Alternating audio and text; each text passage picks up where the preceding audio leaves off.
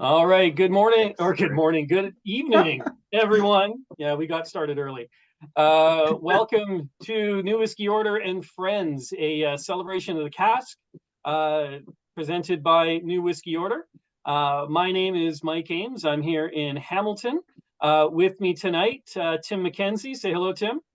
How's it going, everybody? Tim MacKenzie down here in the dirtiest of jerseys in the United States of America. Really stoked to get into these with you, everybody. And Dirty yeah, jersey is the best jersey. Everybody knows that.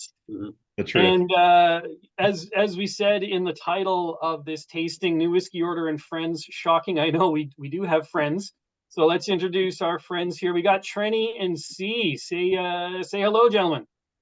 Thank you for allowing us to join here. We are award-winning Trenny C. These are award-winning palettes. You can refer to us as Champ and Champ if you like. Yeah. But yeah, no, great to We got be Champ here. squared. Kick them off. Yeah. Thank you for having us. No, yeah, thank you so much. This is a very cool lineup. Like we have not tried anything like this in a very long time, so we're very pumped to get to it. I mean, we drank them all already, so we can talk about it later, I guess. I mean, that's the way to do it, right? Get the drinking out of the way early. Yeah. So thanks for having us. See you guys later. Nice to see you. Good night. Yeah. So just to kind of get everybody up to speed here in terms of the whiskeys that we'll be drinking tonight. Everything that we'll be sharing tonight is from the Càrn Mòr line, the celebration of the cask specifically. So we'll be starting things off with a 26-year-old Glenburgie, distilled in 1988. From there, we're going to a 26-year-old Blair Athol from 1991. Also from 91, next up is a 23-year-old Longmorn. And keeping with that 1991 theme, just a basic 24-year-old Bowmore. I mean, as you do. And then we're going to finish things up with a 34-year-old Caol from 1981. So whiskey's older than most of us here. I say most. I'm not going to mention any names. And some pretty delicious stuff, I am sure. So let's kick things off here. I'm going to go ahead and share the screen so we can check out what we're drinking here, and we'll get to it. So as I say, all these whiskeys tonight are from Càrn Mòr, from their celebration of the cask line. So Càrn Mòr has an interesting history. They're owned by Morrison Mackay, and that ownership kind of comes from two separate histories, the Morrison side and the Mackay side. So I've got the history for the Morrison side up on the screen there. You guys can go ahead and read through it. I'm not going to get too deep into it, but suffice it to say, a lot of history in there. 1925 is when things started with Stanley P. Morrison starting up his brokerage. And then getting into history, buying Bowmore, buying Glenburgie, buying Auchentoshan, eventually becoming Morrison Bowmore Distillers, and then selling everything off to Suntory, as you do. On the other side of that, we've got Morrison Mackay, so a little bit newer, but still with that same family history. So they started in 1982 as a liqueur company, interestingly enough. Eventually bought out with the management buy-in, started focusing on single malts, started focusing on becoming a successful independent bottler. And as of 2017, they've actually opened their own distillery. Aberbargie. James Bourne, you help me out here on this one, buddy? Yeah, I think it's, oh my God. I would guess it's Aberbargie, but That sounds right. Yeah, let's go with that. I'm into that. Yeah.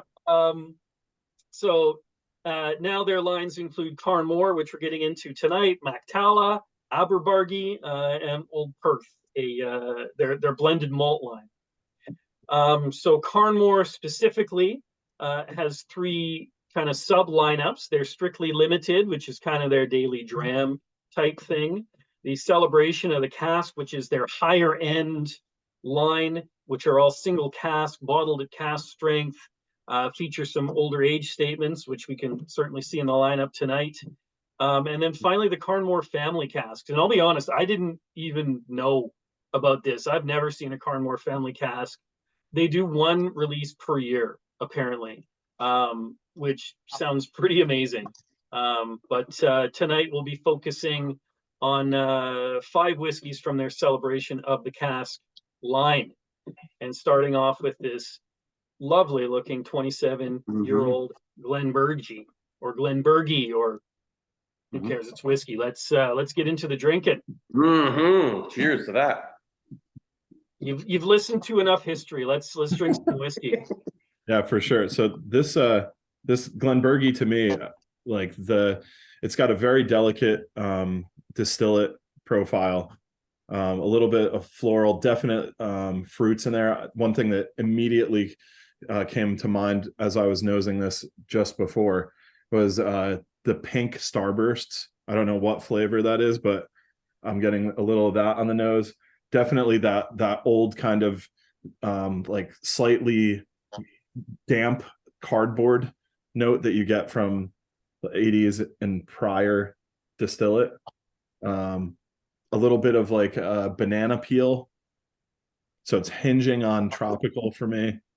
Definitely some citrus. I would say more on like the sweeter citrus side than like maybe a blood orange rind. Absolutely some oak spice, which is you're going to expect out of something 20 plus. But really, really nice. I don't get any off notes. There's a slight sourness, but it kind of is integrated enough that doesn't put me off. Anybody else getting some notes on the nose there? Yeah, it's kind of got almost a grassy. For sure. I agree with that 1000%. There's that's kind of one of the first noses that I got off of it was like kind of hayfield kind of grassiness to it, but you're right on the citrus end of things. It's kind of like that combo.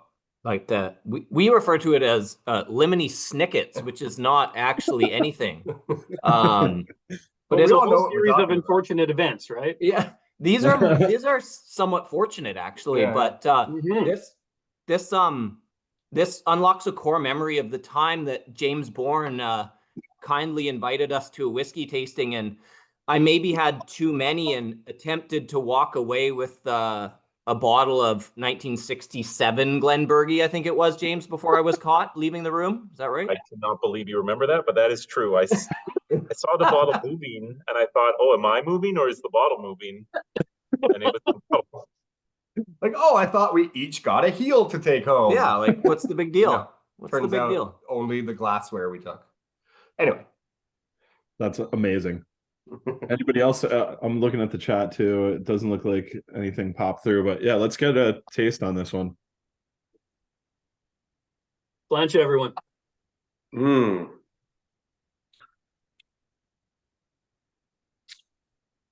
Wow. That's a new flavor. That's great. Oh my gosh. The tropical fruits exploded on the palate.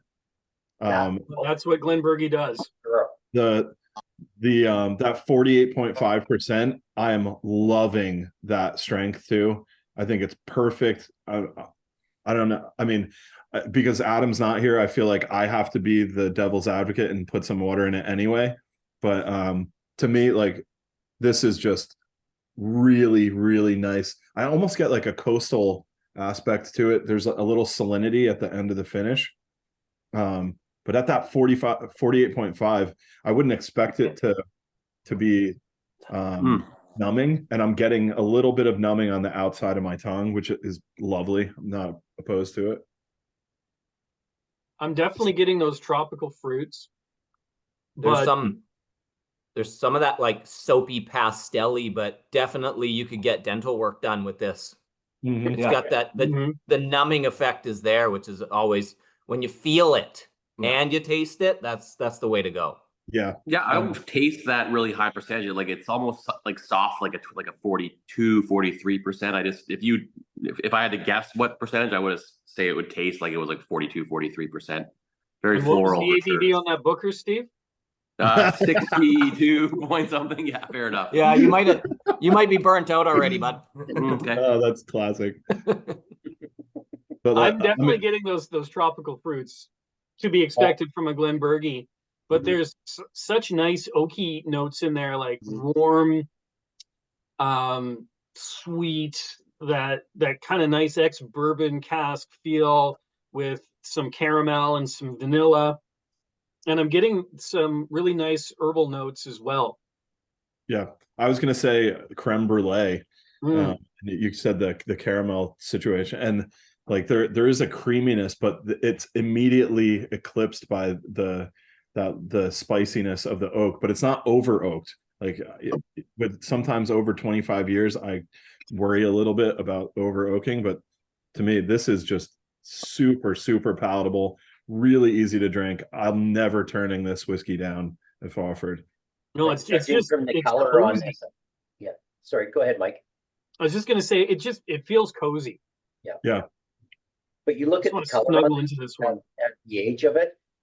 I'm suspecting this cask was maybe a little bit tired, which is good for the age, so you don't get over oaked, right? Yeah, I think it's got to be second or third fill Or at based on the least color. third, I would say, just judging color, right? Yeah, exactly. But it lets the spirit really shine through. Like I think on the tropical notes, I'm getting like persimmon, getting some what is it called? Like when you cover pineapple with like confectioner's sugar, like candied pineapple. There we go. That's what I was looking for. And grill it. Or yeah, grilled. I could totally see that too. So I put a couple drops of water in there, just to kind of see what happens, and it absolutely brings out that tropical fruit, like just opens it up in a That's very all big you had way. to say.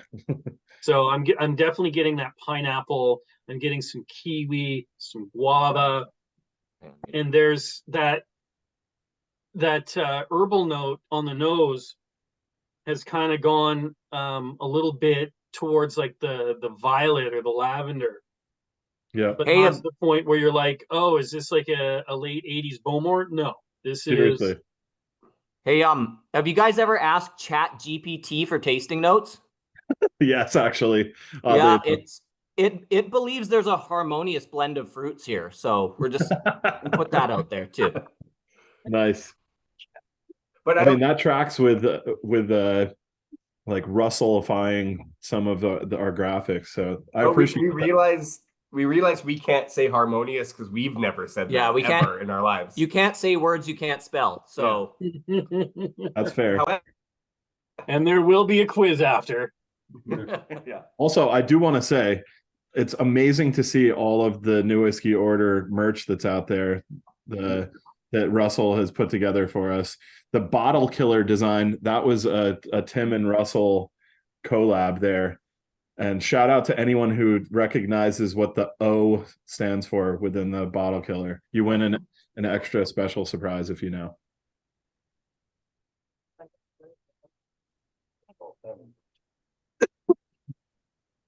Yeah, we definitely need some shower water on that one.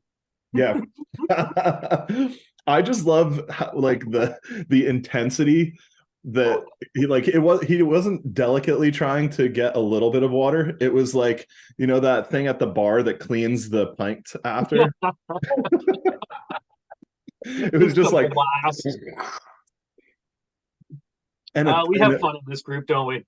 Oh my gosh, it cracked me up so much. I mean, there were probably people that were horrified at a piece of Port Charlotte that was that old just getting doused, but I thought it was hilarious.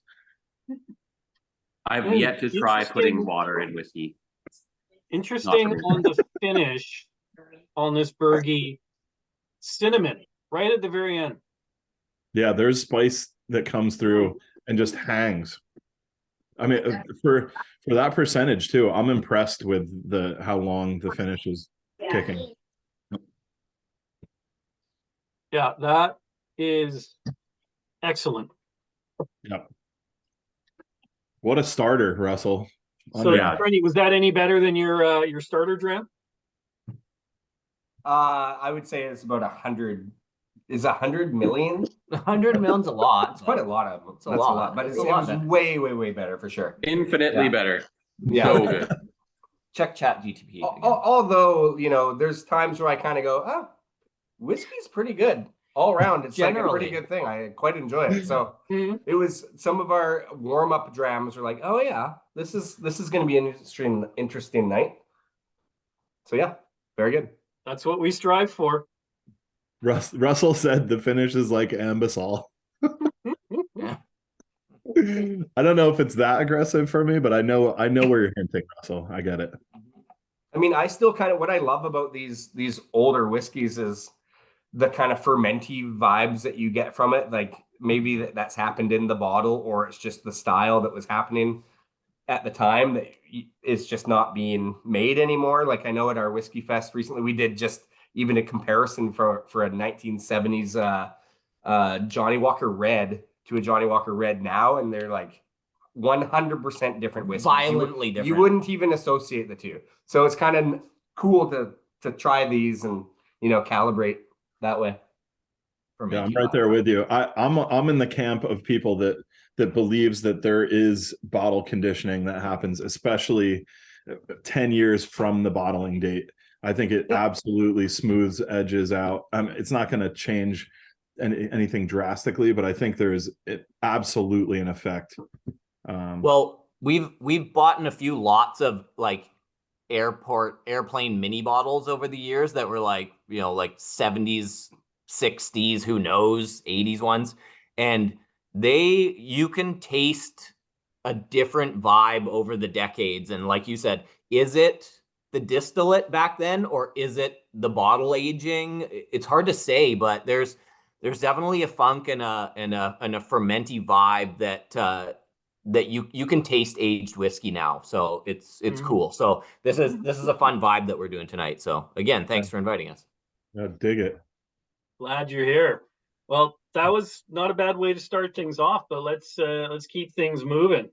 Mm-hmm. So next up, we got Blair Athol. We're getting into the 1991s now. Sorry, can you say that again? The Blair ass? What? Athol. Oh, okay. Thank you. Glad you're here to help. So this one, 1991, as will the next two that follow. Bottled in 2017, 26 years old, little higher ABV on this one. Let's get into it. Yeah, so here we got a 90s baby, which is lovely, but still at 26 and upping the percentage significantly here. Mm-hmm. I definitely catch a bit of the alcohol on the nose. It's not overwhelming, it's not off-putting, but it's definitely, there's a spiciness that's there. Yeah, I went straight to more spicy than the last one. The last one was more floral, a little more sweet. This one's a little more cinnamony kind of spices, which is nice. A nice change. Mm-hmm. For sure. Just a little bit sharper, I find, on the nose. Yeah, without like nothing. Whereas the Glenburgie was like very rounded edges of everything. There's a sharpness, and I think like the Blair Athols that I've had from the beginning of my whiskey journey till now, there is like a sharpness to the quality of it, and I think part of that is by design because it's used in quite a few blends as far as I'm aware. Mm-hmm. I'm getting a very doughy vibe off of it myself. Yeah, absolutely. I agree with that. I almost get like when you first open a latex paint, not in an off-putting way, but like if you were in like a studio space and opened up a tin of latex paint, there's like a situation there. I'm down with that for sure. Yeah, when you said dough, it made me think a little subtle yeasty kind of vibe for sure. Yeah, totally. Here, I'm getting more of like that traditional lemon rind on the what is it called? The citric acid side of things.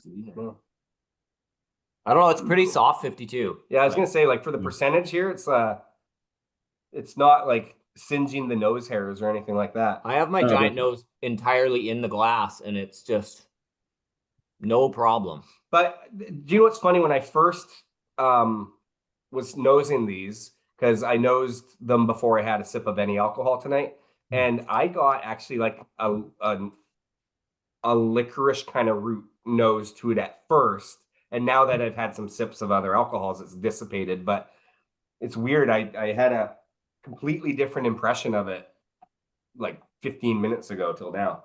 I definitely get like a little bit of an anise kind of a quality to like a salad version. There's something. I definitely get the anise as well. I get some like Demerara sugar. Oh, good call. There's something else like not that like confectionery sugar, like the darker, meatier sugar, right? Right. There's if any, I mean, this is a 90s thing. I feel like if you went to like a fairly basic Italian restaurant, there were like the dual breadsticks that were only, you know, about that tall in a package. And the ones that had sesame seeds, I'm getting a throwback to that. I know that's ridiculously specific, but that's what's so cool about this sort of thing is like whiskey. We always like we're saying it's like core memory unlocked. Yeah, it's when you smell things like this, it just kind of sometimes you can't always put your finger on it. But they're not even flavors; they're memories. Yeah. Like I keep honestly thinking of Christmas morning with this for some reason. I don't drink whiskey. Yeah, that can happen morning usually. But the cinnamon. I remember being shit faced at 9 years old on Christmas morning. So we roll. No, I definitely get like that Christmassy vibe, like the Christmas cake, the spices, the dried fruit, that kind of fruit cake. Yeah, exactly. No, for sure. All right, so let's jump in if you haven't already. Oh yeah, let's go.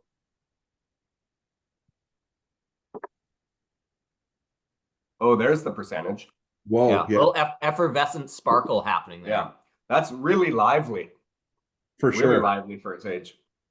It kind of like took me by surprise to a degree. I didn't expect the punchiness. Oh. Actually, is this a bourbon cask? What is this? What's the It's got to be. Yeah, because this has some definite like bourbon vibes to it too. Yeah, these are all listed as hogsheads. So generally that does mean ex-bourbon casks. That's good. Sometimes it just means they don't know. That's true too. That has to me it almost like the finish is like a salt rim margarita finish. Like it's like you're sucking on the salt rim. That's true.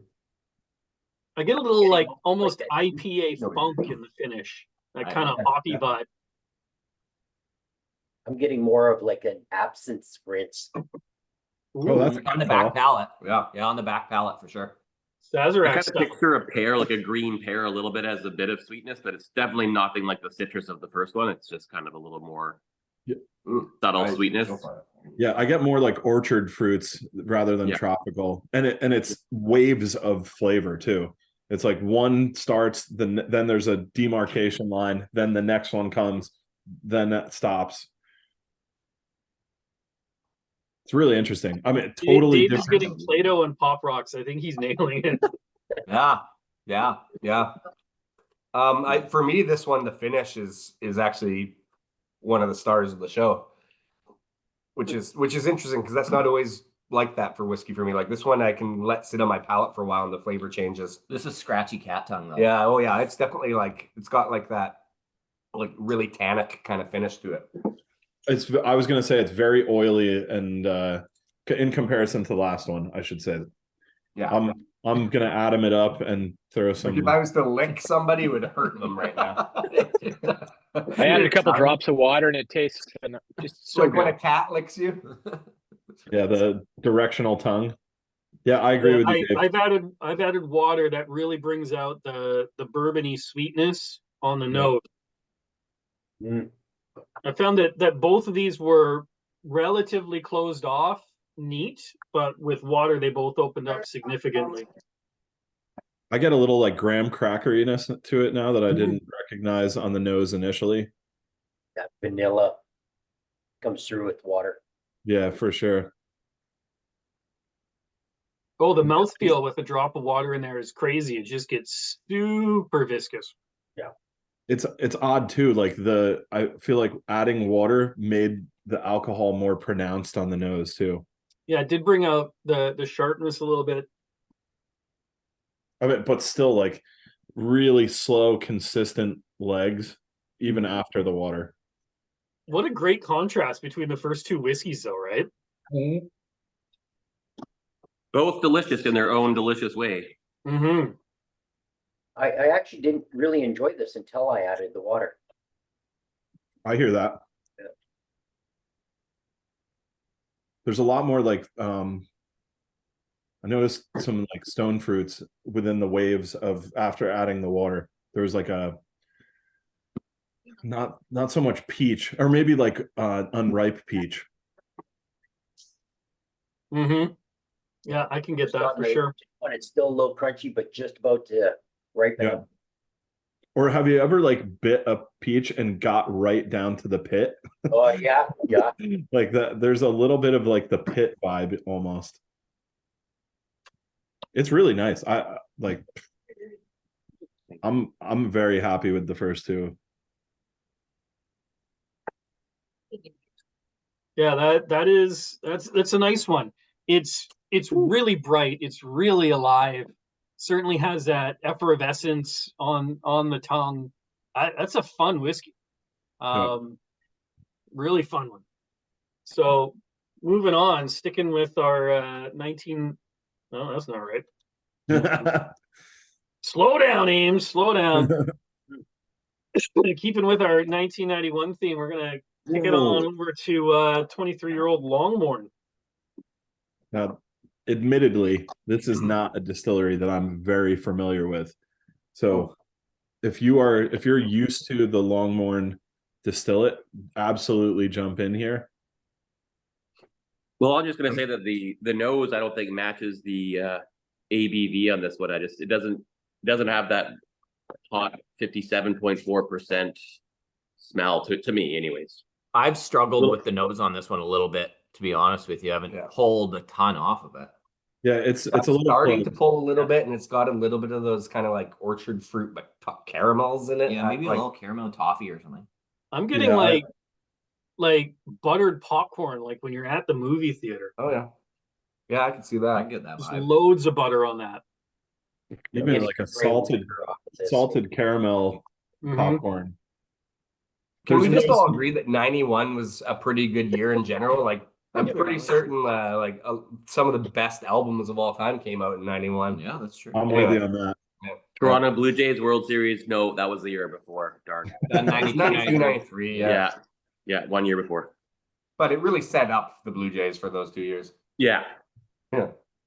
That might have been an Oakland year, or was that the Reds? Either way, Soundgarden, Nirvana, like all those guys. Oh, yeah. Anyway, this is a baseball podcast, right? Yeah, exactly. Yeah, Shai Davidi is going to be joining us soon. This is, I think, one of the first Longmorns we've tried.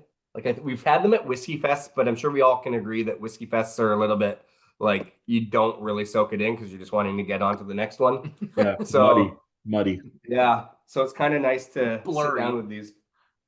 There's definitely like a baked banana, like what is that, banana Foster type of a vibe on the nose, right at the front of the nose.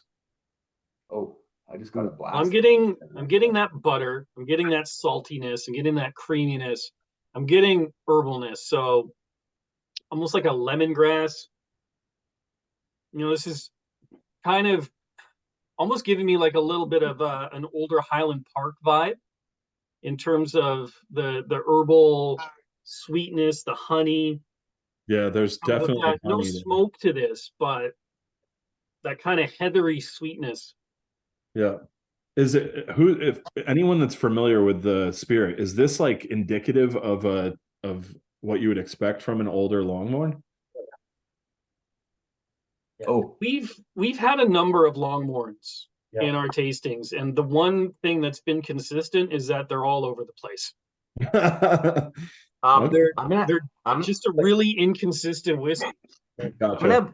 I'm gonna give you off-putting tasting note that I just got that like it doesn't translate to the whiskey being off-putting, but I got this like acidic stomach bile kind of flavor off of it, which is like You've just had too much to drink tonight already. yeah, I maybe just threw up in my mouth a little bit, but it's like this tart acidic kind of like I don't know something. I don't. It is like the percentage maybe wasn't so hot on the nose, but it's definitely like you feel it more on the palate. You can feel it, but hey, I like a whiskey that makes you feel alive all of a sudden, and that's this one's doing it. Yeah, if you take a really deep nose, really chuck the schnozzle in there, I get a little bit of that biley quality. I'm with you. All right, if you haven't, I mean, for 23 years old, it actually has some youthful qualities to it. Yeah, the tart tangy. Like it's tart and tangy, and like the oak is a little bit wet compared to. It's an oak show. Yeah. Whoa, yeah. Drink it, see what happens. On the palate, super oaky. Yeah. I'd say almost oaky with like kind of like a hazelnut, like that, like kind of fur on the outside of the shell kind of thing. It's kind of got that. Yeah. The spininess. Yeah, I'm with you. There's definitely nuttiness. I would even venture into like the Brazil nut zone. Yeah, I was gonna say Brazil nut, similar. Like I'm kind of thinking those kind of same kind of things. Yeah, there's absolutely an acidic quality to it. Like there's something just sitting around it's not numbing my tongue, but I feel like it's numbing my tongue to taste. This is the hottest whiskey we've had so far tonight, for sure. And it's got that. But there's another part of it that's kind of growing on me. Yeah, like it's I every sip I kind of want to try a little bit more. It's a grower, not a shower. Exactly. It's the back end has got some. This is the first one that I've gotten some oaky bitterness. Yeah, not to the point where you're like, oh damn, no, it's good. Like this is really showing some age, and it's interesting because for me like you get into the finish after the swallow and it's like bam, okay, there's the ABV, there's some cayenne, there's some spice, and then really quickly it washes into like some kiwi and guava, and then it dips into this nice oaky bitterness. It's like a real roller coaster on the finish. And again, water really opened it up. Okay, I'm feeling like I don't know if it's the alcohol or something else. It's closing down the palate to me a little bit, and it's pushing like that acidic note. But yeah, it brings out the spice in it, but it also brings out the oil.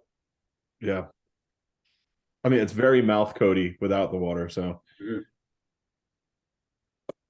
yeah, it's like it's still sitting in my chest for sure. Like you're feeling that high percentage. Absolutely. Definitely. Yeah, definitely get those sort of baking, spicy, almost rye notes on the nose with a couple of drops of water in there. Now that I'm nosing it with the water, if you guys have, I'm assuming there's black and white cookies up in Canada, right? Like the cookie that has half dark frosting. The Seinfeld cookie. Yes, exactly. It's a New York City thing for sure. I just don't know what like the propagation of that product is, but that white side of the cookie, it's almost like a shortbread cookie, and then not quite vanilla. It's more on like the sugar frosting side of things, but that's coming out on the nose a little bit. I don't know who said it, but the rye spice note is a really good call. Yeah, that's coming through. That was a great tasting note. 100%. I'm not sure who said it either, but that's fully there. I don't know who said it either. Take credit. It was great. Own it. Russell said it was KC. It's always Casey.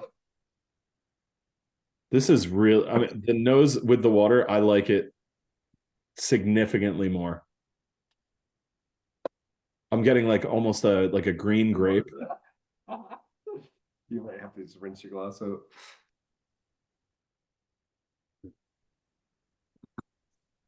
Wow. I've gone back to my first 3 empty glasses and they all smell so good and so different. I bet. Oh, I love the empty glass smell. Love it. Yeah. I love waking up in the morning and going downstairs and smelling last night's Cairchis, and you're just like, God damn. Like, oh man, I'm smelling 37 glasses. Like, that's brutal. How come it smells like weed in here? I did an experiment. I bottle popped an Octomore, the Friends of Brookladdy Syrah cask, within the last couple of weeks. I think it was 2 weeks ago, maybe 3 weeks, and I left enough of a dram that I could taste it the next 2 subsequent mornings when I woke up to see if it diminished at all, and it barely diminished. Like the room smelled like a fruity, fishy campfire for at least 3 days after. No, I would not have a wife if I tried pulling that shit off. Katie likes Octomore though, so I get away with it. But she was, after the second day, she was like, "What are you doing? Are you going to drink that?" And I was like, "Science." Are you gonna drink that? Maybe. I want it. That's what she was saying. That is an interesting one. Yeah, It's got I don't know some where fun stuff going on. I don't know where it sits within like a rating schedule for me, but I enjoyed every second of that whiskey. Mhm. I still That think one, it's a little. It's got a little brashness to it still. oh, there is for sure. All right. Well, keeping with the 1991 vibe and getting into the one that really struck me upon the initial pour on the nose. Yeah. Let's go Smoke to show. Isla. Let's Great drink some notes, great Bowmore. notes. Time to go to Isla, everybody. Oh boy, there she Yeah. is. Yeah, yeah. Oh my So, goodness. 1991 Bowmore, 24 years Nice old, Oh my bottled in God. 2016, Vanilla steam. and from another hogshead, This kind is of mid 50s ABV, and I'm just getting like waves of smoked cherry cheesecake here. Yeah, and I'm I was getting just gonna say, bacon. it's I don't know like about that- you guys. It feels to me like it's got that like date kind of sticky toffee pudding and vanilla bean thing on the nose. Like the smoke is there, of course, but the sweetnesses and the caramels and stuff kind of The toffees are the star of the show. yeah, for sure. I'm like last time I was on Isla, my wife loves sticky toffee pudding, and I think the Port Charlotte Hotel has probably one of the best on planet Earth. And we were drinking Port Charlotte, obviously, as our dessert whiskey at the time, and this reminds me exactly of that. There's so much butteriness. It's so rich on the nose. The peat is on that barbecuey meat side of things. Like I've been doing mesquite peaty. But you know what? Mesquite To peaty. me, and I think of sometimes when you smell these ones, they also have that that like stale hotel, like Scottish hotel room carpet. But it's like really like a good note. Yeah, like Yeah. a delicious carpet. Yeah. You know? yeah. I'm getting a little bit more like a dried apple ring, so it's like not as like as tart as an apple, but it's like that kind of mellowed out. Yeah, the tart has been Oh, pulled out of it. like a little dried apple thing. Yeah, like those little apple rings that yeah, are dry. yeah. Actually, when you said that, I was like, yeah, that's for sure. So caramel apple kind of. Ooh, okay. Yeah, Yeah, the apple candy caramel smoke Dave on says a campfire. candied bacon in the chat, and I was literally just about to say that I've been taking like thick cut bacon, marinating it overnight in either honey or dark amber grade A maple syrup, and there's vibes straight through here on that. Russell says a cheesy note too. Yeah, there's a funk. Oh, you gotta love a cheesy funk. I get Has anyone so gone much for a of sip yet? creaminess and like the cheesy, like right off the hop. Like if I was nosing this blind, I'd be like, "This is a Port Charlotte." Yeah, I'm with you 100%. I get like a proper Parmigiana Reggiana. Yeah, this is something Caol nicely aged, like a little sprinkle on top of a candied bacon. Yeah, smoked I'm cheddar's a definitely thing. getting those definitely. Sorry, Steve, go ahead. I've interrupted you like 3 times now, bud. Okay, I was just saying, like, I think smoked cheddar, they go well together. So does bacon and smoked bacon. So it's definitely that smoked, I think, is bringing those common tastes to people's minds as well. But I don't know if anyone's had a sip yet, but it definitely like has that s'mores kind of campfire chocolatey, a little bit of chocolate kind of sweetness to it too. I don't know. I'm really enjoying this as well. There's I think the smoke and the peat is it's there, but it's not the dominant note. It's so minerally going on there. Yeah, I'd say it definitely takes the back seat to the main spirit. Like, and honestly, I don't get that in Bowmore all that often, where I'm loving Bowmore as a spirit. Some of them, yeah, but this one to me kind of showcases that even if they took the smoke out of it, you'd have a really, the peat out of the process, you'd have a really good spirit. It actually reminds me of the current 18-year-old. Yeah. Like in the minerality. Interesting. I would never have, if I tasted this blind, I never would have guessed that I would have guessed absolutely Isla, but I would have thought maybe like a Manzanilla cask, Ardbeg, or a Port Charlotte, maybe even a lightly peated Bunnahabhain. But yeah, this is a wild one. If you haven't tasted it yet, let's dive. Yeah, let's have a sip. Yeah, let's do it. I'm absolutely with Dave in the chat. Like, nice chunk of cheese with this, like this and a cheese plate. Like, oh, forget it. Charcuterie all day. Absolutely. Yeah. Wow, there's some crazy stuff going on the palate.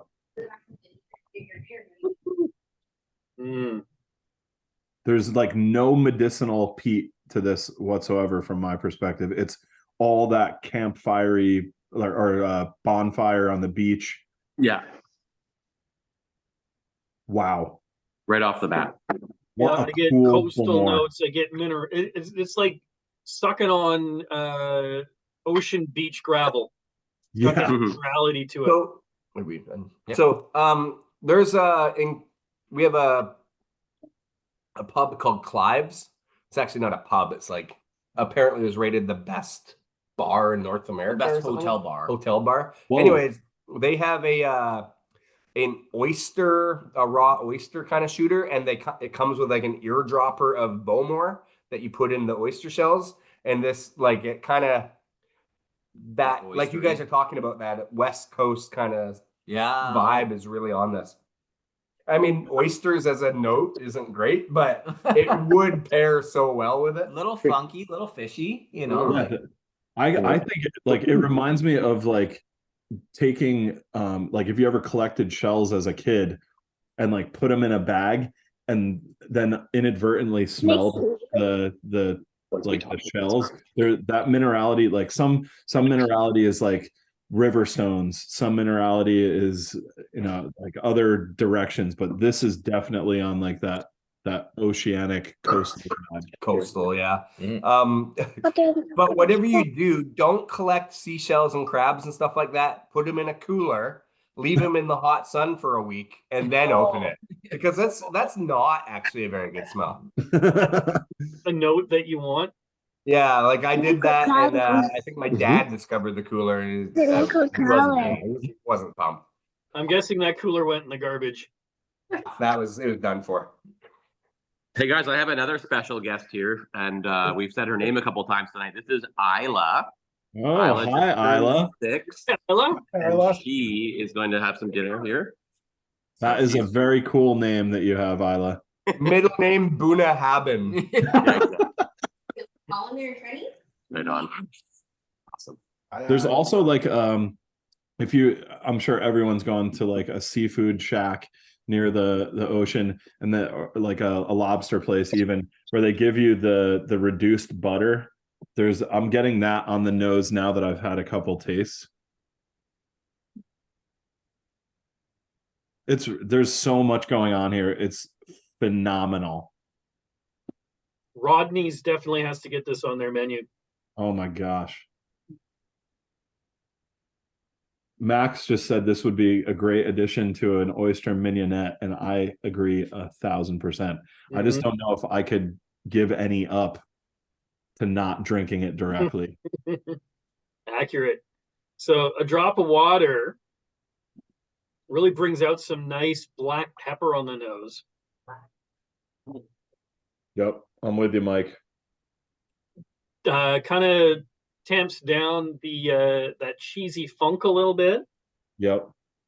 but also accentuates the orchard fruit and maybe brings out some plum. There's something underlying that's like there's a depth of sweetness. Mm-hmm. I almost get like a mild tobacco note also. Like if you opened up like a pipe tobacco pouch.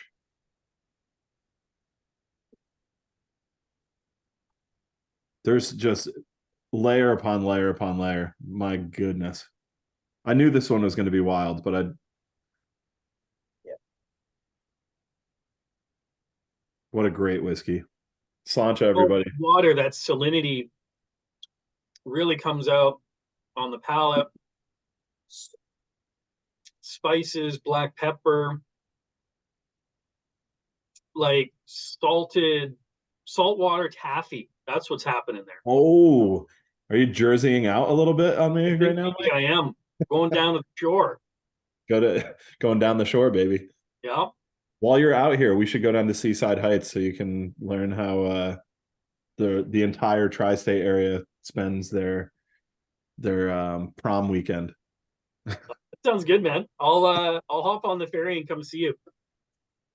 I'll just come pick you up. All right. You probably don't want to do that. We're staying at Times Square, so I'm like 45 in an ideal situation, 45 from Midtown, so it's totally doable. All right, well, we'll make it happen.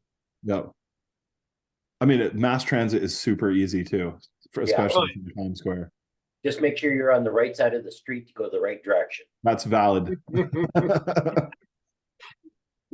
Mike, when otherwise you end up in Queens. There's nothing wrong with Queens. There's some actually Queens is like the hidden gem. Don't even talk about Queens. Oh, I love it. Well, we don't talk about Queens, we don't talk about Coolila, but unfortunately we're going to be talking about Coolila here in a second. Yeah, thank goodness. I mean, this is spectacular. This is going to be, I'm going to say it right now, this is my favorite so far. Same. Yeah, this is my this is a stunner. This is spectacular. Solid gold. Yeah, Max, plum compote. That's I was searching. I couldn't put my finger exactly on what it is, but so good. Oh, Russ, Paul, you're gonna put me to work here. Well, you want to do that now, Russ, or after the next one? Well, let's get through the He's just following our rules of not talking about Kalila. So if Kalila is not in the poll, then it's safer. It's totally fine. But if we're gonna talk about Coolila, let's talk about Coolila. If you're gonna drink a Coolila, you might as well make it one from the early 80s and 34 years old. Unbelievable. I'm sure it's gonna suck. Yep. So here we are. Oh my word. Wow. The nose, I mean, honestly, since we started this thing, this nose was kind of sitting in the back for me, but it's really opened up. Oh my God. Yeah. At first I was getting just kind of like grassy, kind of hayloft vibes from it. But sure. But man, that funky what do you call it? Like fermenty kind of the age is showing on this one, which is kind of the hay has been sitting out in the rain and it's spent a few seasons. It's definitely got some peat, but I think just having that Bowmore really makes this one feel a little bit less peaty now. Oh yeah. Yeah, I'm with you there. I get like overripe banana too. Like almost like an old banana peel. Oh. Mm. I was gonna say the green banana, like it has a little bit of aspects. Oh yeah, it has some of the front end of the banana and the back end. Like it's the whole life cycle of a banana. It's got it's green with black spots. It's actually been black in the freezer for a while too. Sorry, no. Half and half. No, there's some there is green banana. Really interesting noses happening on this one. Yeah, there's a lot. Like Yeah, this one kind of slowly makes its way. Like if for my personal tastes, I've never been a huge Caol guy. Actually, they did come up out with that 15-year-old that was unpeated, and it was excellent, and it was like 60 some odd percent alcohol. But so far this one, I mean, I know we've been going on about the Bowmore, but there's something kind of it's not cool as not as big and bold, but it has depth. It's right? unique. Like, there's a lot it's happening. really unique So compared much to the other happening, ones. There was an initial note to the nose that reminded me of it was the Swedish whiskey that we had. Mira? 7 or something like that. Or no, maybe it wasn't Swedish. It was one of the Nordic countries. It was the one that had like all that umami. It was like full umami bomb. Wasn't Floki, was it? No, son of a gun. It was a blind tasting too. I'm brain farting on it, but anyway, I get like almost like a reduced soy sauce. Yeah, there's a lot of umami in this one. Miso sweet. paste. A little Definitely sweet and salty, getting yeah. like ripe bananas. I was gonna say coconut rice. Mm-hmm. And yeah, this one, like on the initial pour, was really closed off. But as we've been going through this tasting, it's really starting to open on the nose. I've had these out for an hour, and this one I feel like has one of the stronger noses of the. It's one of my favorite things to eat. Chris said paint. Freaking whiskey. How come? It's delicious. I don't need whiskey right Hey, So they're showing the Are we bottle on whiskey mute? that we're drinking. So the coconut rice Brother, Brother, comment, daughter Campbellton, Steve? the coconut rice comment kind of brought me to a new place with this one, because it kind of reminds me of like the coconut vibe is there, but the rice being the grain kind of reminds me of that Kajura Japanese kind of oak. Oh, Yeah. I like that. So it's kind of neat that it's connecting the dots a little bit more, because this is not like a peated peat balm by any means. No, definitely not on the nose. No, and it's like compartmentalizing it into these different things, right? Yeah. It's like piecing it together. It's a mystery. It's a puzzle. We have to piece together. I would say, like, if this was truly like a blind tasting and we didn't know what this was, for me, I would never go, oh, Caol. No, definitely not. I don't even know if I would With say Caol, Isla. you expect that coastal smoke, some salinity, and lime. Yeah. I'm not getting any of those things. None of it. I don't even know if I'm getting any smoke on this. No, I don't think I do either. Seems like an unpeated version in a way. But at Russell's just giving 34 us like the experiences with his comments. He's in an escape room now. It's awesome. I do want to just say something to you guys. I'm just so appreciative. I actually won this tasting, won the whole package with the T-shirt and the stickers and the notebook. I'm very lucky. I've never won anything before, so thank you very much for giving me the chance to taste with you. I do have to get running, so I'm gonna enjoy this last couple of sips throughout the evening. But just again, thank you so much for giving me a chance to try some of these. I've never even attempted anything like this before. So cheers, everybody. Here's Big Steve. Absolutely, buddy. We'll for great joining. meeting you, Steve. We're glad you could join us. For sure, join the New Whiskey Order, and Definitely. make sure you're lined up for our future tastings. We usually do these about once a month. And, Nice. we usually have a pretty good time. I'm hooked. It's awesome. Thanks, gang. Okay, see ya. Cheers, buddy. Bye. Just gonna show you. This is. Are we? Yeah. Yeah. So this is the Caol 15-year-old Yep. that I was talking about. This is 60.39% alcohol. So it's potent, but it kind of has those similar vibes where it's That's the unpeated. unpeated. Yeah, unpeated. Yep. Yeah, that 15 was really good, and I think it was the year after that they released an 18-year-old unpeated, They did. and it was spectacular. Oh. Yep. Was Firestone? Yeah, there you go, Russ. You got them both. Or sorry, Dave. Dave's got them. Yep. Those 15s you can still find in this area, Mike. So Nice. I might have to do a little shopping when I'm down there. Yeah, for sure. I'll give you a list of spots in New York City too. Yes, please. Okay, on tasting it, they're very different. Yeah, I think to me the depreciation of the peat here is due to the age.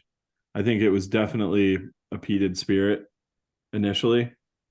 There's hints of it, but yeah, there's no overarching like peatiness to it. It's more of just like an afterthought.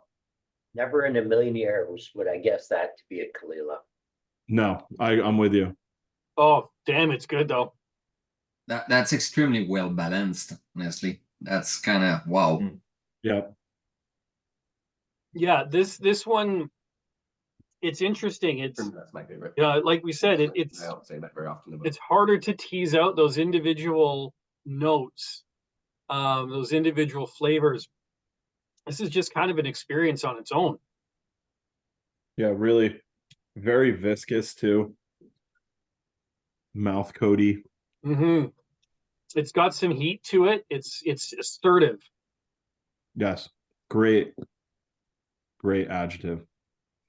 I don't know if it's a thing in English, but it reminds me of the candies that you can get, which were back in the 80s and the 90s.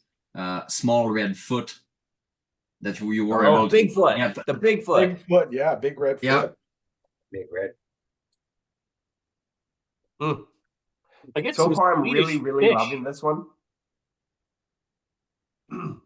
Which usually Caol isn't my jam so much. So, But you said like salty saline and yeah, salty saline, kind of lemony, a little bit soapy, all those things on the palate.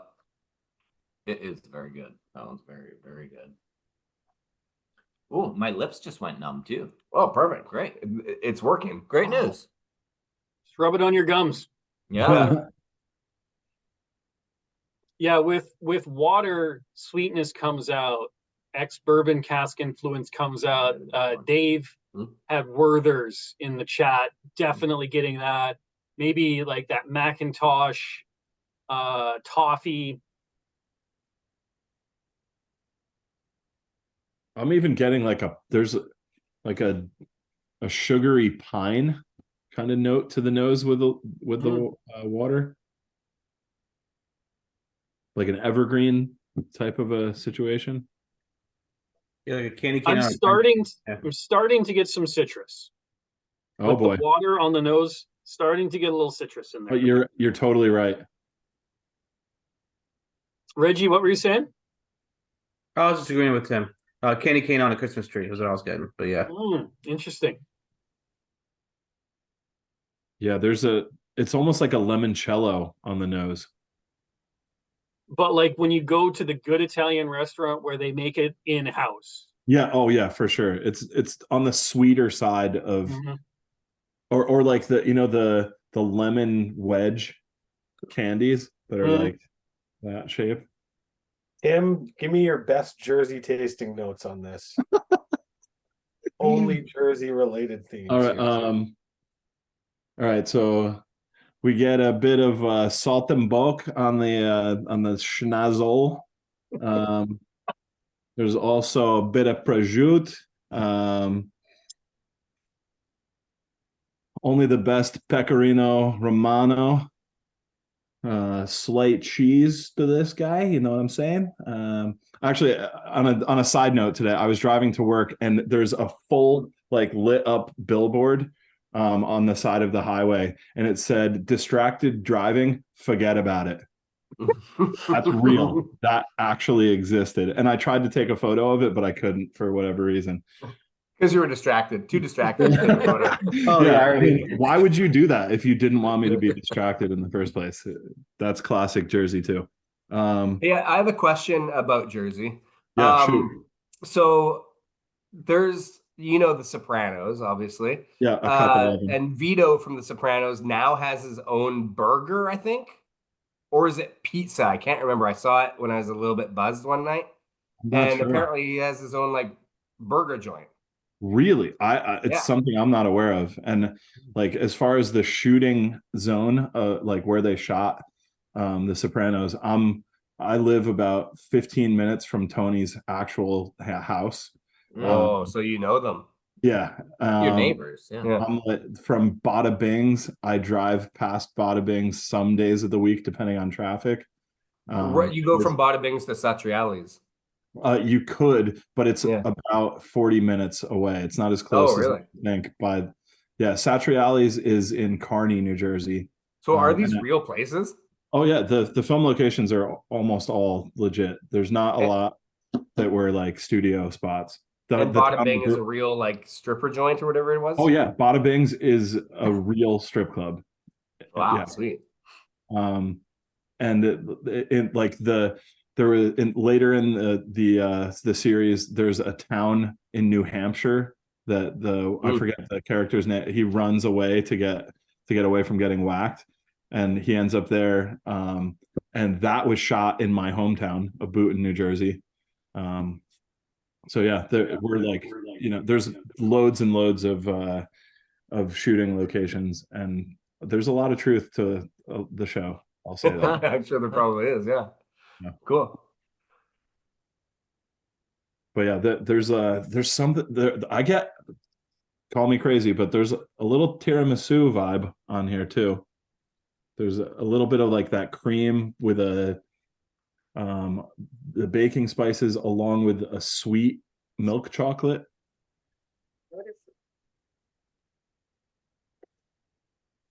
The longer I spend with this whiskey, the more I'm enjoying it. And I'm getting those notes you're pulling out. The tiramisu for sure. Yeah. There's a slight pasta fagioli in there as well. Yes, I agree. I concur.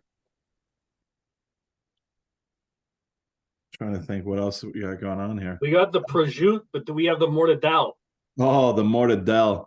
That's a little sharp. Maybe without the water. I'm just smelling the glass now, and it's still all there. Kalila the worst. It sucks. Don't buy it. There's a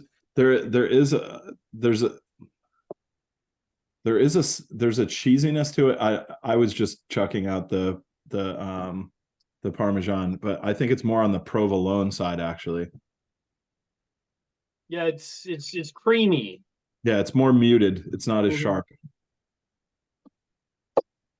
The glass smells are the Kalila ash is on the glass smell.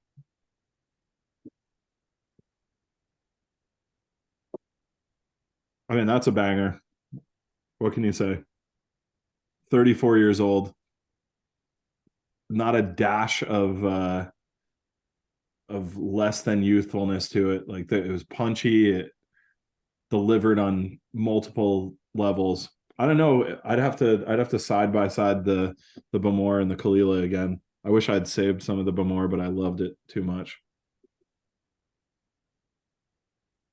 I mean, what more can you say? Those are banger whiskeys.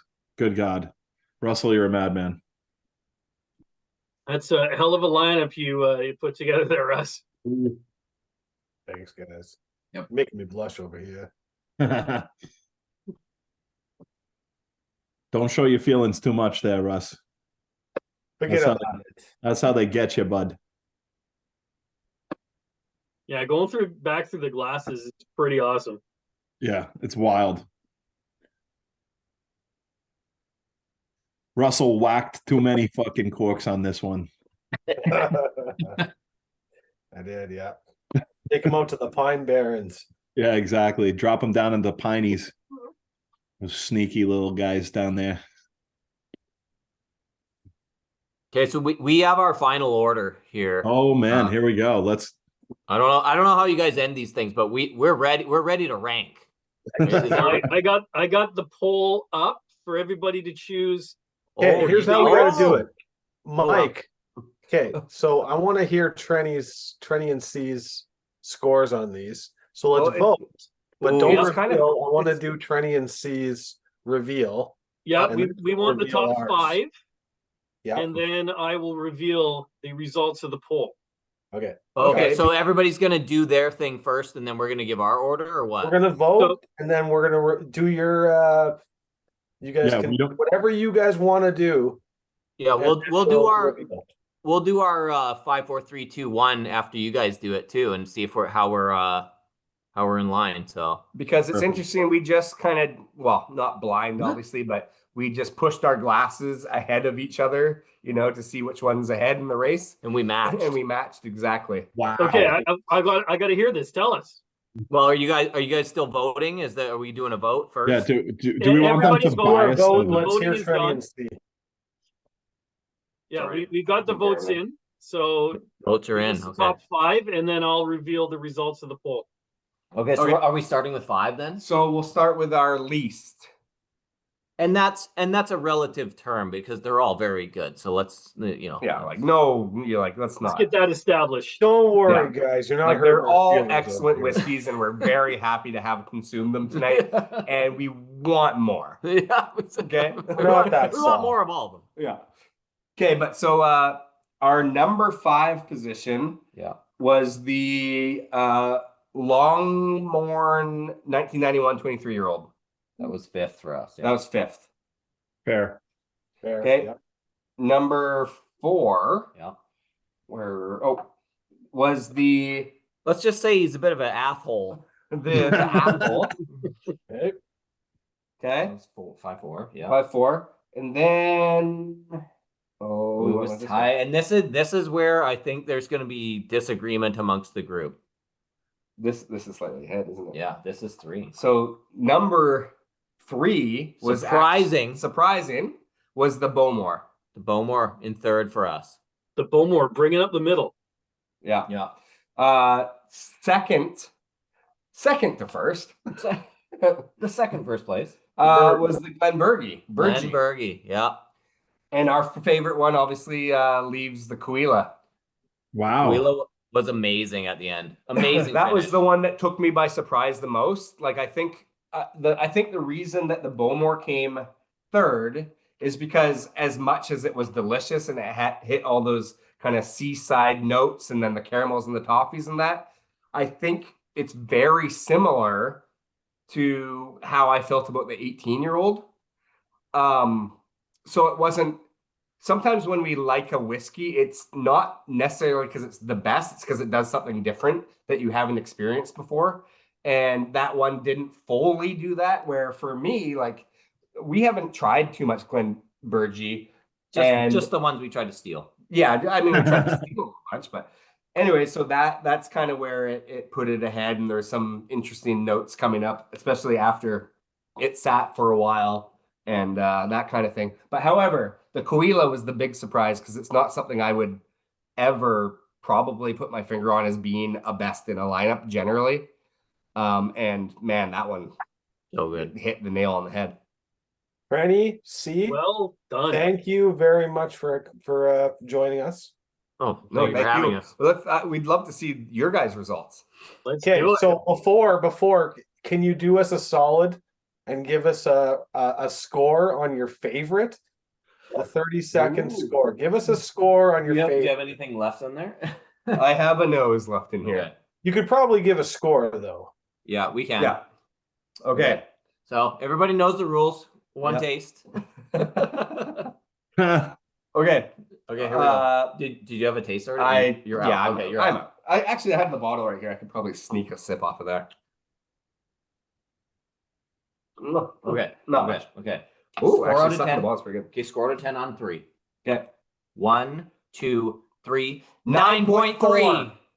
Whoa. We got 9.4 and a 9.3. That's a good. I was thinking 9.3, but that's there you go. I like it. Well done, boys. Well done. Thanks, gentlemen. That was awesome. Well, thanks for having us, and we will always accept samples and join again. Yeah. All right, so let's see our results. This is interesting. Whoa. Yeah. So the overwhelming favorite for the group is the Bowmore. Probably not surprising. interestingly enough, we've got the Bergie and the Caol tied for second place with 1 vote apiece. I kind of love to see that. What's that? I said I kind of love to see that. Yeah. Yeah. So as the poll host, I don't get to vote. That's BS. It is BS, but it's interesting because that does give me the deciding vote on Vote for Bowmore anyways, just because. It's and this may come as a surprise given my history of the things that I like, but I'm going with the Bergie. Wow. Mike, thank you for that. I had a lot of trouble. I'm gonna add an extra vote in here that wasn't an unsolicited vote.